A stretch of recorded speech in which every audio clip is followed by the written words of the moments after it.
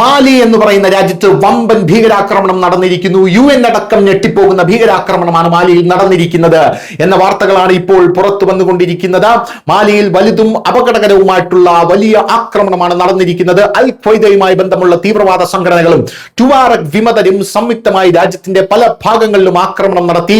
ഈ ആക്രമണത്തിൽ രാജ്യത്തിന്റെ പ്രതിരോധ മന്ത്രി സാഡിയോ കമാരയ്ക്ക് ജീവൻ നഷ്ടപ്പെട്ടു എന്ന ഖേദകരമായിട്ടുള്ള റിപ്പോർട്ടും പുറത്തു വരുന്നുണ്ട്.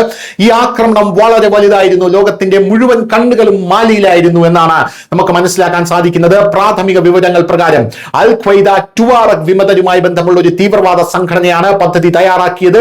കഴിഞ്ഞ നിരവധി വർഷങ്ങളിലെ ഏറ്റവും വലുതും ഏറ്റവും ഏകോപിതവുമായിട്ടുള്ള ആക്രമണമായിട്ടാണ് ഈ ആക്രമണത്തെ വിശേഷിപ്പിക്കുന്നത്. തലസ്ഥാനമായിട്ടുള്ള ബമാക്കോയ്ക്ക് സമീപം സ്വർണ്ണ ഖനന മേഖലകളിലും രാജ്യത്തിന്റെ വിവിധ ഭാഗങ്ങളിലും ഒരേ സമയമാണ് ആക്രമണം നടന്നത്. ഫ്രഞ്ച് റേഡിയോ ചാനലായിട്ടുള്ള RFIയുടെ റിപ്പോർട്ട് അനുസരിച്ച് JNIM തീവ്രവാദികൾ ഖമാക്കോയ്ക്ക് പുറത്തുള്ള കാറ്റി സൈനിക താവളം ആക്രമിച്ചു. മാലിയുടെ പ്രതിരോധ മന്ത്രി സാഡിയോ കമാര താമസിച്ചിരുന്ന അതേ സ്ഥലമാണിത്.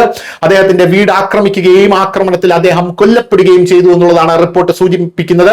പശ്ചിമ ആഫ്രിക്കയിലെ ഒരു രാജ്യമാണ് മാലി. വർഷങ്ങളായി തീവ്രവാദ സംഘടനകളും വിമത ഗ്രൂപ്പുകളും സർക്കാരിനെതിരെ പോരാടുകയാണ്.